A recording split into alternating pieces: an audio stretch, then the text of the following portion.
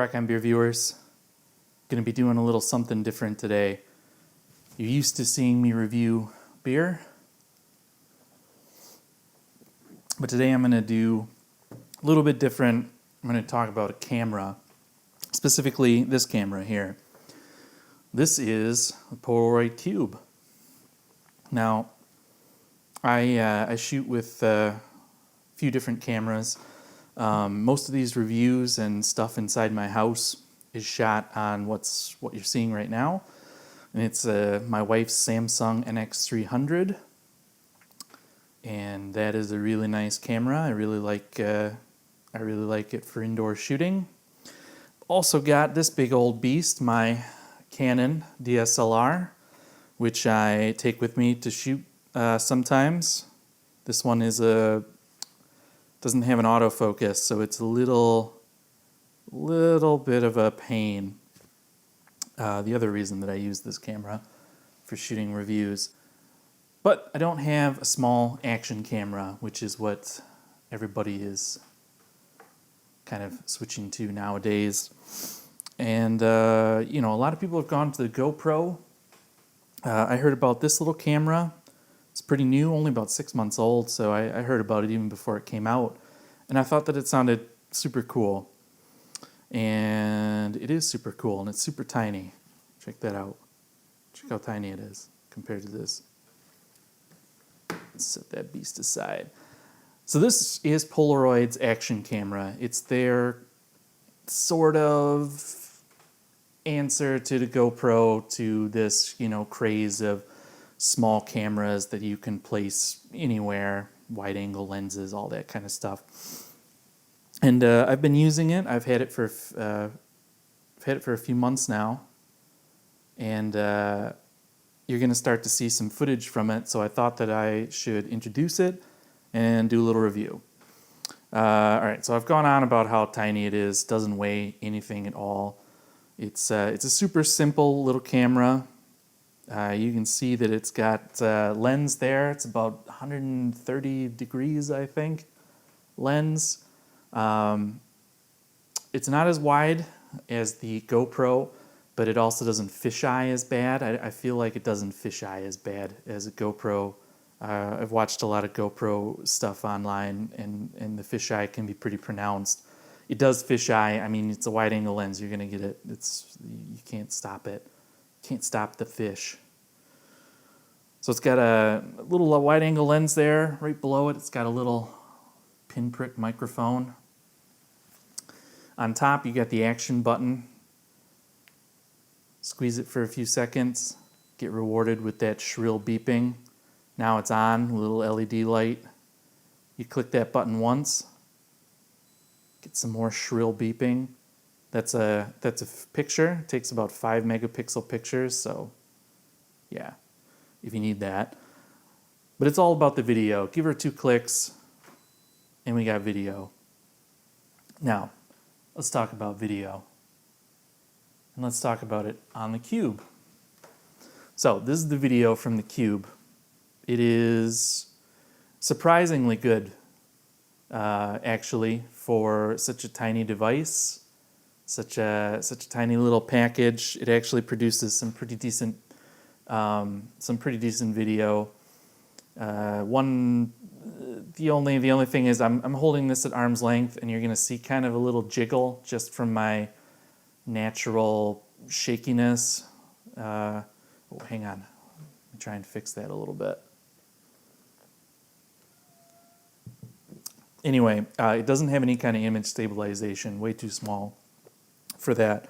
So you got to be really careful, and that's a lesson that I've got to learn quickly if I'm going to be using this camera for anything. If you're holding it in your hand, you got to be real careful with it. You can't just whip it around, or you're going to have your audience puking their guts out.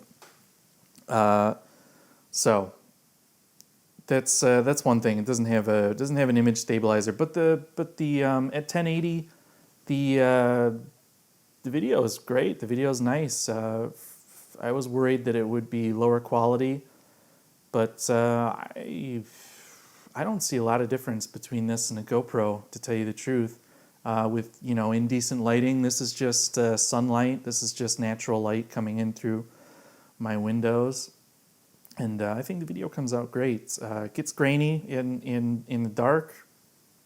I mean, but, hell, my expensive cameras do that, so. But, yeah, I like the video quality. I like how small and unobtrusive it is.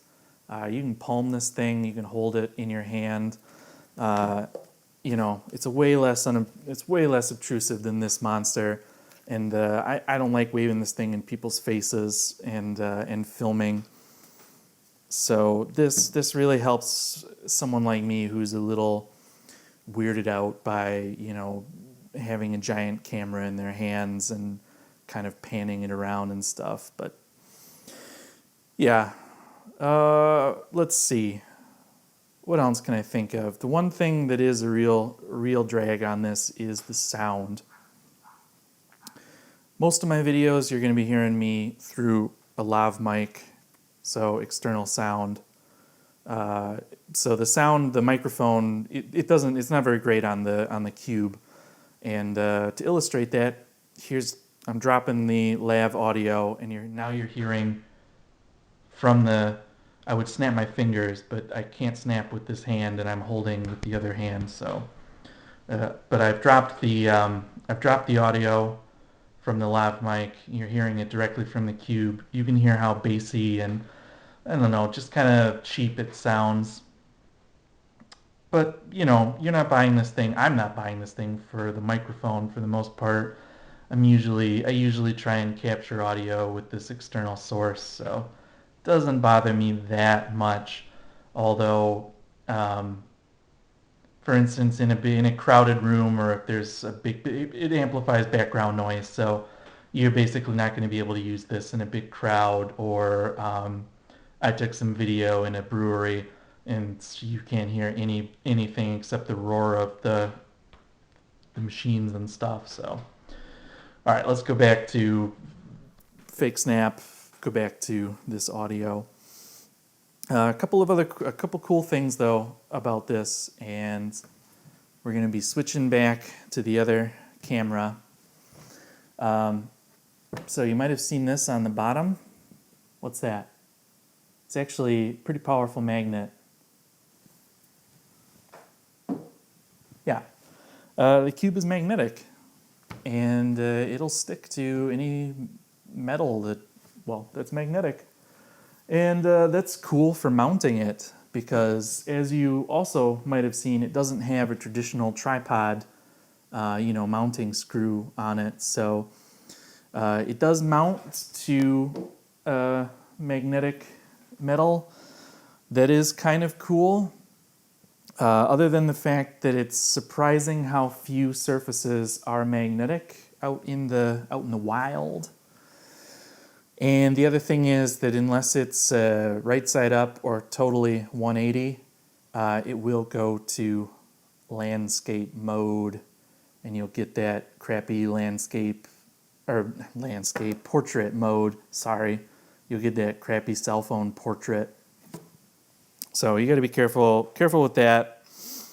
Other than that, though, I really like it. It's got a few other quirks. It's, the battery isn't totally fantastic. You'll get about an hour at 1080.